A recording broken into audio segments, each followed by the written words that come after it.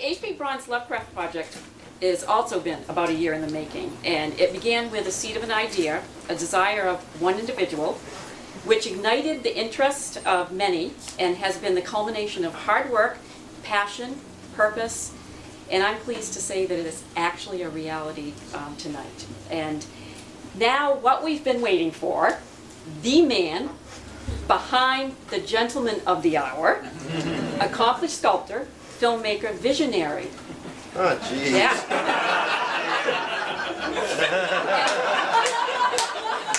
And pleased to say, now, my friend, Mr. Bryan Moore.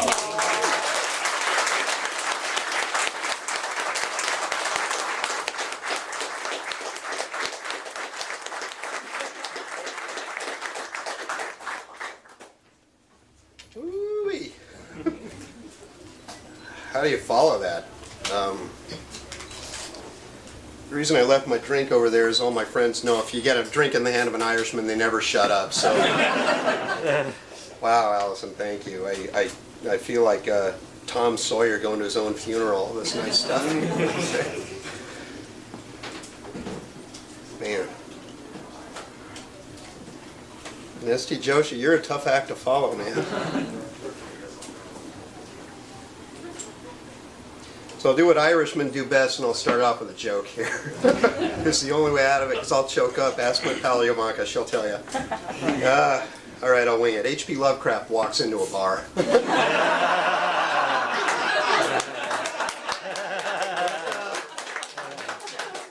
With Cthulhu and Yog-Sothoth. And he says, Lehman Kessler could probably do this better than I could, but he says, bartender, how about a beer?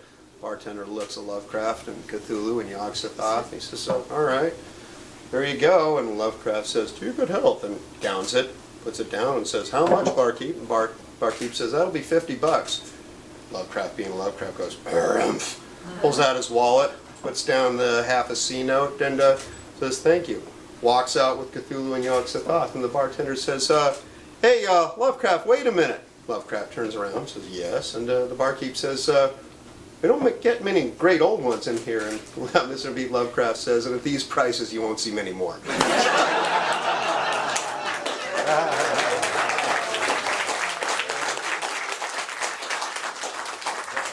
I don't tap dance, that's as good as it gets. But I'll have my old man moment here and do what old men do and put on their glasses. But I wrote a few notes, but after that I realized that it's probably not wise to follow anything scripted, because half of you good and sweet and generous folks are my friends here. And it is hard to not get choked up. But yeah, like Allison said, this started a year and a half ago. And if it's a credit to anything for all you amazing people, and a lot of people who aren't here tonight, it's to persistence of vision. The reason I say that is when I had an idea, it would be kind of fun to do a bust of H.P. Lovecraft, and you know how it is when you're working at your desk or wherever you work and you have an idea. It's just sort of you and your computer or your pen, and it's a very insular thing. It's you and what's in your hands. And I've never done a bronze bust or a bronze anything. I work in clay, and I'm a toy maker. That's what I do by trade. And I just started calling places in Providence, but I didn't know anyone out here. And pretty much every place I called turned me down flat. HP who? Who? You want to put a what in here? You can put a Coke machine in here, but not a bust of HP Hover who? You know, it's I just didn't want it. So I called my friend Donovan Laux over there, and he put me in touch with ST, and they put me in touch with Niels Hobbs, and Niels put me in touch with Morgan Greff. I'm not sure if she's here tonight. She's here. Yep. Where is she?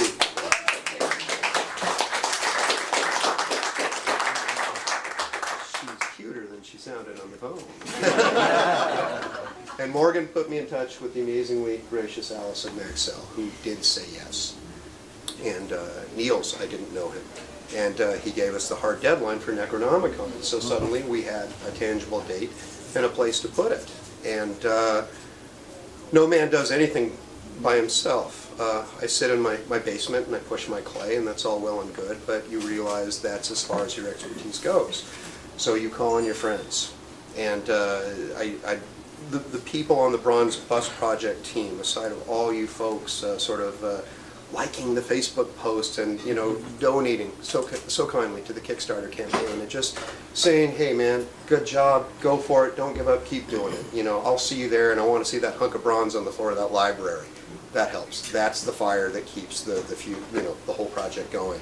But there were several folks, besides the ones that I've mentioned, who this is their success. This is all of our success. As I mentioned in the beginning, the one thing about this project is persistence of vision. I'm a humble guy, sort of, but I'm an artist, and I recognize that the world doesn't need artists. The world needs people who actively contribute to things we use every day. Art is luxury. Art is fun. If you can find someone to pay you money to create your art, you're a step ahead of the game. And I never take it for granted, not for a second. I'll close this out with a quote from the 30th President of the United States, who was alive when Lovecraft was alive, and that's Calvin Coolidge. A lot of you are obviously readers, and you're probably very familiar with the quote, but I think this says this better than I could about hard work and dedication and people seeing it through, even when you feel like giving it up, even when it's not any fun, even when you're putting in 18-hour days, even when you'd rather be doing something else. I go back to these words. I don't know if Lovecraft ever read them, but a man who died penniless and probably felt like the world forgot about him isn't forgotten. As Alison said, he's here tonight with us, very much so. And one of the things that impressed me about Lovecraft, beyond him being a great author, was that he just never stopped. He never quit. He never let anyone discourage him. And he probably felt really discouraged just by everyday life that we all go through every single day. So I'll close with Silent Cal Coolidge's words, and then Jovanka and I will unveil the Lovecraft bust, and we hope you approve of it, because we do it in his honor. Nothing in the world can take the place of persistence. Talent will not, because nothing is more common than unsuccessful men with talent. Genius will not. Unrewarded genius is almost a proverb. Education will not. The world is full of I'm not doing so hot for this. Education will not, because the world is full of educated derelicts. Persistence and determination alone are omnipotent. The slogan, "Press on," has solved and always will solve the problems of the human race. So, thanking you kind, generous folks, friends and fans of Lovecraft, and understanding why we're all here tonight. Old friends, new friends from all across the world, we present to you, with your approval, our monument to H.P. Lovecraft.